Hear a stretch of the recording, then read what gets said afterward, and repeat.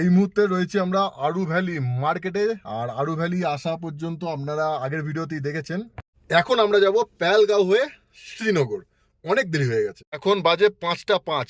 সন্ধ্যের আগে পৌঁছাতে পারবো বলে তো মনে হয় না। আমাদের রুম বুক করাও নেই, একটা চাপের ব্যাপার। তাড়াতাড়ি এগোনো যাক। ওই যে সামনে দেখতে পাচ্ছেন গ্রাসল্যান্ড, সবুজ ঘাসের পাহাড়। ওইখানে অনেকে পায়ে হেঁটে ঘুরছে। আমাদের যদি সময় থাকতো আমরাও একটু পায়ে হেঁটে ঘুরে নিতাম, কিন্তু আমাদের হাতে এখন টাইম নেই। আমরা তাড়াতাড়ি এখন শ্রীনগর যাওয়ার চেষ্টা করছি। যদি আমাদের শ্রীনগরে রুম বুক করা থাকতো তাহলে আমাদের অতটা হেডেক ছিল না, কিন্তু যেহেতু নেই আমাদের আজকে তাড়াতাড়ি শ্রীনগর ব্যাক করতে হচ্ছে। আর এইটা হচ্ছে আরু ভ্যালির মেন পয়েন্ট। এখানে সুন্দর একটা রিভার রয়েছে, লোহার ব্রিজ রয়েছে। কি হলো, গাড়ি দাঁড়িয়ে গেল কেন? এখানে আসার সময় দাঁড়িয়ে আমরা অনেক ছবিও তুলেছি। এই যে বাঁ দিকে দেখুন, সুন্দর, কি সুন্দর জল আসছে, আর একটা লোহার ব্রিজ। কেন জোর করে ঢোকালি রে ভাই? একদম পুরো ন্যারো স্পেস হয়ে গেল।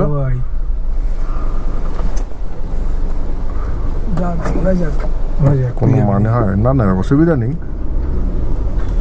ঢোকানো তো দরকার ছিল না, ওদের তো এখানে একটু দাঁড়িয়ে যাওয়া দরকার ছিল। গাড়ি দুটো যতক্ষণ দেখছে লোহার ব্রিজে উঠে গেছে, এটাই হচ্ছে সমস্যা। ঢোকাবে না।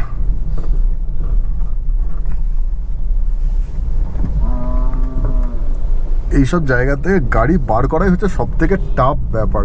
এই কনফিডেন্সটা অনেকে থাকে না বলে অনেকে এখানে মানে নিজে গাড়ি নিয়ে আসতে চায় না। নিজের বাড়িতে গাড়ি থাকলেও নিজে গাড়ি নিয়ে আসতে চায় না, চায় সেখানকার লোকাল ট্যাক্সি ভাড়া করে ঘুরতে।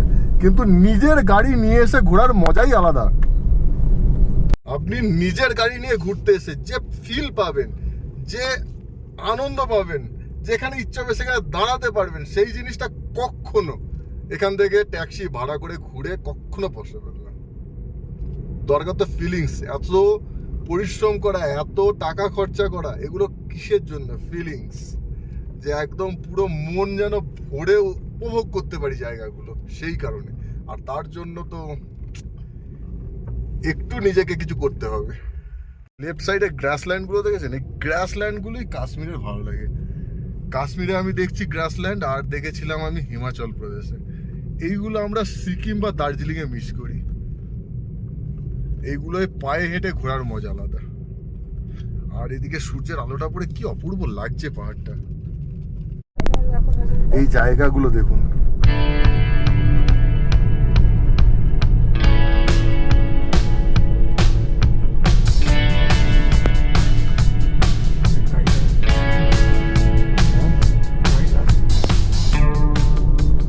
ছোট আরু ভ্যালির রাস্তাটা মারাত্মক রকমের ব্যাক, আর কিছু কিছু জায়গায় ভালো খাড়াই।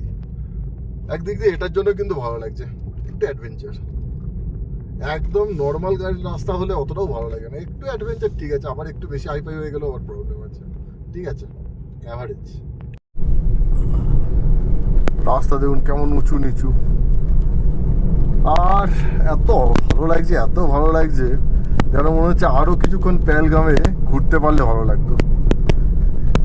কিন্তু কিছু করার নেই। আমাদের ওদিকে লাদাখের একটা প্ল্যান করা আছে অলরেডি। লাদাখের ওয়েবসাইট থেকে পারমিশন নেওয়া হয়ে গেছে, তো আমাদের সেই ডেটের মধ্যে লাদাখে ঢুকতে হবে। এবং সব থেকে বড় কথা, আমরা যতগুলো দিনের জন্য লাদাখের পারমিশন নিয়েছি সেই কটা দিনের মধ্যে আমাদের লাদাখ কমপ্লিট করতে হবে। তো এটা একটা চাপের ব্যাপার, আর যেই কারণেই আমরা অন্যান্য দিকে বেশি টাইম দিতে পারছি না। মানে জাস্ট উপরে উপরে দেখছি। সেই জিনিসটাকে আরও বেশি ভালোভাবে ফিল করতে গেলে সেসব জায়গায় থাকতে হয়। যেমন পেহেলগামে এইসব জায়গার ফিল নিতে হলে এইসব জায়গায় একদিন থাকতে হবে, তবে এইসব জায়গার ফিল নেওয়া যাবে। কিন্তু আমাদের হাতে সেই টাইমটা নেই। উপরে উপরে যতটা ফিল নেওয়া যাচ্ছে ততটা ফিল নিচ্ছি। আই থিঙ্ক যথেষ্ট নিচ্ছি, কোনো অংশে কম নিচ্ছি না।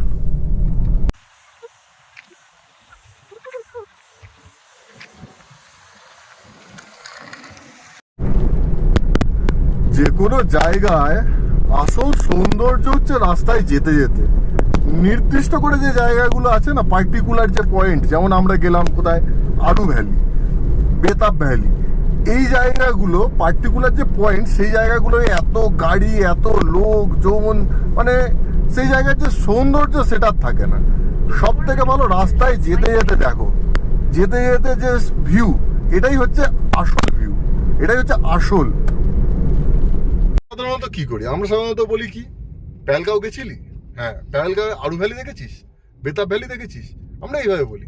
কিন্তু ব্যাপারটা তা নয়, ব্যাপারটা এরকম হওয়া দরকার, আড়ু ভ্যালির রাস্তায় গেছিস, বেতাব ভ্যালির রাস্তায় গেছিস, এই যে রাস্তাটাই হচ্ছে আসল সৌন্দর্য। এইখানকার টার্নগুলো দেখুন, টার্নগুলো দেখুন শুধু, দারুণ টার্ন।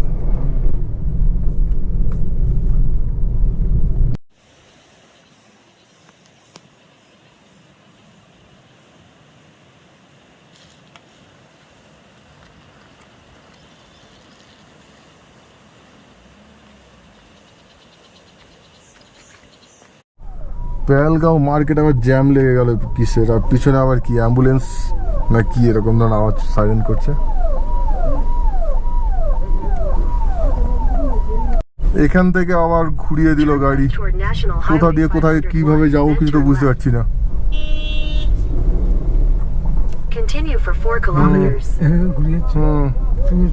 সেটাই তো করবো, আমিও সেটাই করবো।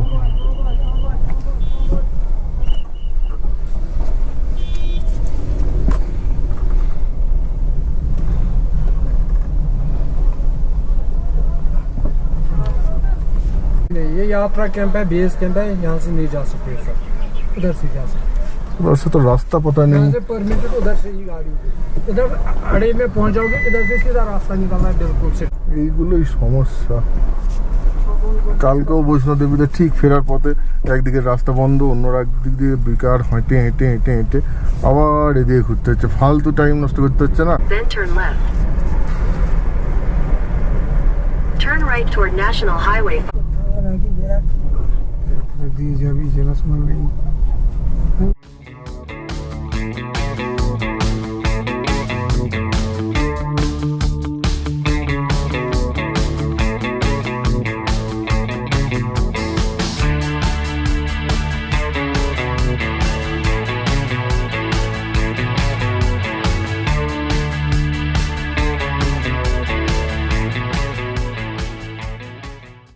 পেহেলগাঁও থেকে এইদিকে ঘুরিয়ে দিল, একটা অন্য রাস্তা দিয়ে পাঠিয়ে দিল। রাস্তাটা খুব সরু কিন্তু ভিউ দারুণ। রাস্তাটা সরু হওয়ার জন্য টাইম লাগছে যেতে, আমার একটু তাড়াতাড়ি গেলে ভালো হতো, কিন্তু ভিউ অসাধারণ, এটা মানতে হবে, ভিউ অসাধারণ। আর প্রত্যেকটা পয়েন্টে পয়েন্টে একজন করে আর্মি দাঁড়িয়ে আছেন, প্রত্যেকটা পয়েন্টে পয়েন্টে। রাস্তাও যে খুব ভালো তা নয়, রাস্তাও মাঝে মাঝে খারাপ আছে। কি জ্বালা বলো দেখো, এদিকে ভেড়ার পাল, ওদিক থেকে অপোজিট সাইড থেকে এই সময় গাড়ি আসলেই মুশকিল। কোন রাস্তায় ঢোকালো, একটা সরু রাস্তা, বাজে রাস্তা, আর কোনো মানে হয়? ওদিকে চওড়া রাস্তা, ভালো রাস্তা থাকতে। চলো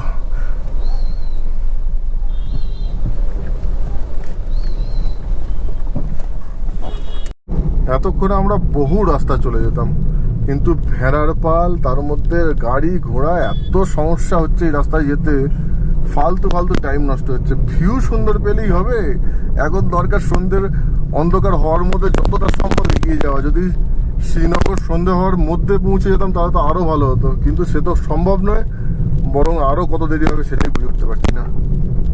আবার সেই পুরোনো রাস্তায় চলে এসেছি সামান্য একটুখানির জন্য, সামান্য একটুখানি রাস্তা ক্লোজ করে আমাদের ঘুরিয়ে কি লাভটা হলো আমি নিজেও জানি না। ফালতু আমাদের 8 ঘন্টা টাইম ফালতু নষ্ট হলো। এই 8 ঘন্টা টাইম আমি কতটা এগিয়ে যেতে পারতাম।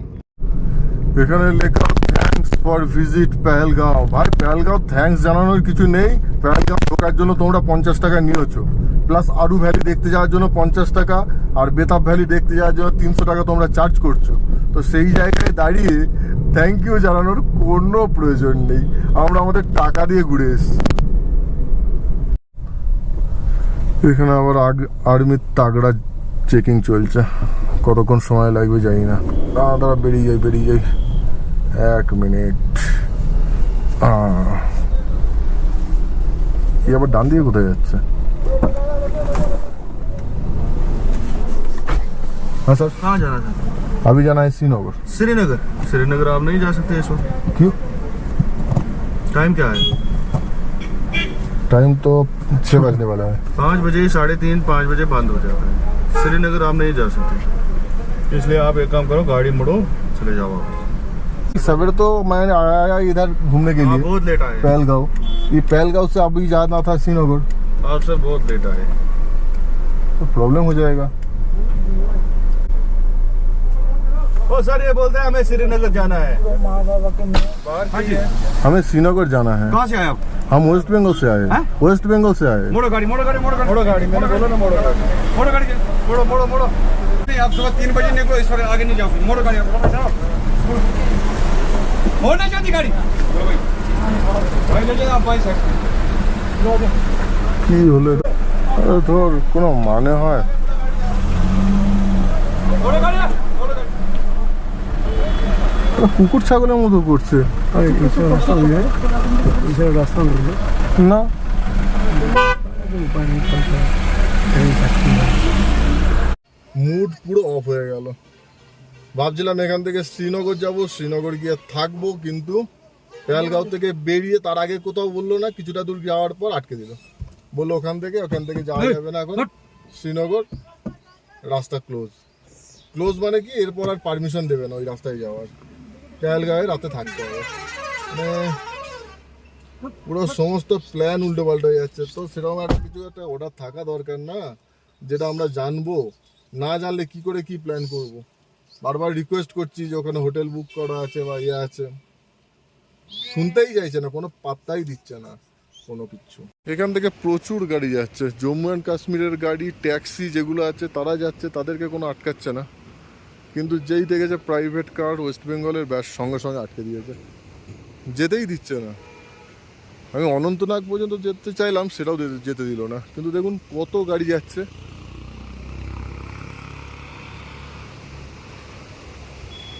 পুরো মুড অফ হয়ে রয়েছে। এখন 6:30 ওদের ডিউটি চেঞ্জ হবে। নেক্সট শিফট যারা আসবে তারা যদি ছাড়ে তো ছাড়বে। এখন দাঁড়িয়ে থাকি, এখন বাজে হচ্ছে 6:21, আর 10-15 মিনিট দাঁড়াই, তারপর 6:40-45 নাগাদ যাবো। আর তারপর যদি না যেতে দেয় আবার সেই ফিরে পেহেলগাঁওতেই থাকতে হবে, কিচ্ছু করার নেই। ফালতু আর শ্রীনগর দিকে যাওয়ার চেষ্টা করিনি, কারণ একটা নাকা হয়তো পার করবো, তারপর আবার একটা নাকা, এরকম 10-15টা নাকা পার করতে করতে যেতে হবে। আবার মাঝখানে কোথায় আটকে যাবে, আবার ফেসে যাব। তো ঠিক করেছি পেহেলগাঁওই থেকে যাব। আর এই যে এখানে গাড়ি পার্ক করে দিয়েছি, এটা আমাদের রিসর্ট, আজকে রাতটা এখানেই কাটিয়ে দেবো। এই যে আজকের আমাদের রুম, বিন্দাস রুম। নিচেই আমার জন্য ম্যাট্রেস, আমাকে নিচেই শুতে হবে, কারণ টু মানে কি বলবো, 2 বেড। আর এই যে বাইরের ভিউটা অনেকটা এরকম বারান্দা থেকে।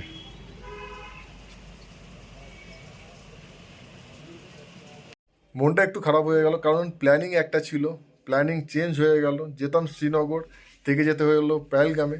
কালকে একটু সকালে দেরি করে উঠতে পারতাম, কিন্তু উঠতে হবে সকালে, খুব সকালে। এটাই হচ্ছে ব্যাপার, আর কিছুই নয়। কিন্তু সমস্যা হচ্ছে একটাই, যে ইন্ডিয়ান আর্মিকে এত রেসপেক্ট করি, কিন্তু কিছু মানুষ আছে যাদের কথাবার্তা, বিহেভিয়ার এত জঘন্য। মানে এমন ভাব করছে, ভাগো ভাগো ইয়াসে, ভাগো ভাগো, নেই যাবো ওকে শ্রীনগর, ভাগো ভাগো। আরে কুকুর ছাগল নাকি ভাই? ইন্ডিয়ান আর্মিকে রেসপেক্ট করি, কিন্তু প্রবলেম হয় কি, সব ডিপার্টমেন্টে 1-2জন এমন পাবলিক থাকে না, যাদের জন্য গোটা ডিপার্টমেন্টের নাম খারাপ হয়।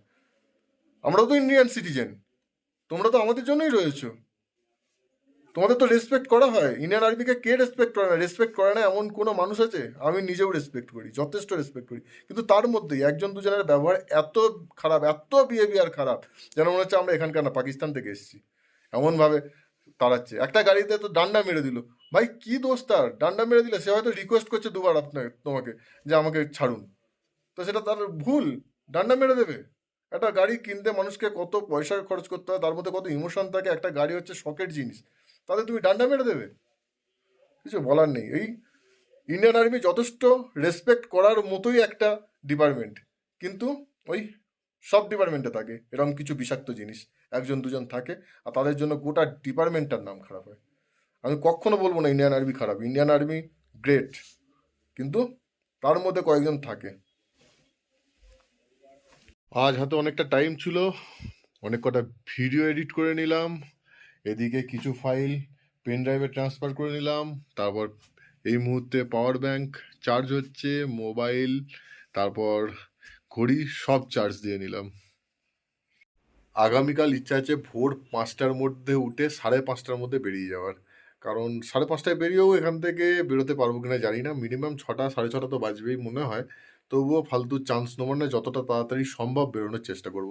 কারণ আমার আগে প্ল্যানিং ছিল গুলমার্গ ঘুরে শ্রীনগর একটু ঘোরার, কিন্তু এ যা পরিস্থিতি দেখছি 2-3টের পর আর ঘোরার কোনো প্ল্যানিং রাখলে হবে না। যা প্ল্যানিং ওই 2-3টের মধ্যে কমপ্লিট করে ফেলতে হবে, ব্যাস। তারপর হোটেলে ঢুকে যাও বা লোকাল মার্কেট ঘুরো, এটুকু করা যেতে পারে।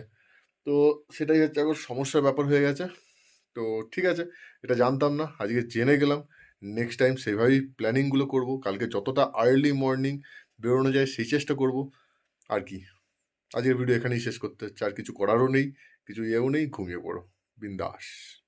সো এই ভিডিও এখানেই শেষ করছি, আশা করি আপনাদের ভালো লেগেছে। ভালো লাগলে অবশ্যই লাইক করুন, কমেন্ট করুন, আর এখনও পর্যন্ত যদি এই চ্যানেল সাবস্ক্রাইব না করে থাকেন তো অবশ্যই সাবস্ক্রাইব করে নিন, যাতে আমরা সবাই একসঙ্গে যুক্ত থাকতে পারি। এতক্ষণ সঙ্গে থাকার জন্য আপনাদের সবাইকে অসংখ্য ধন্যবাদ।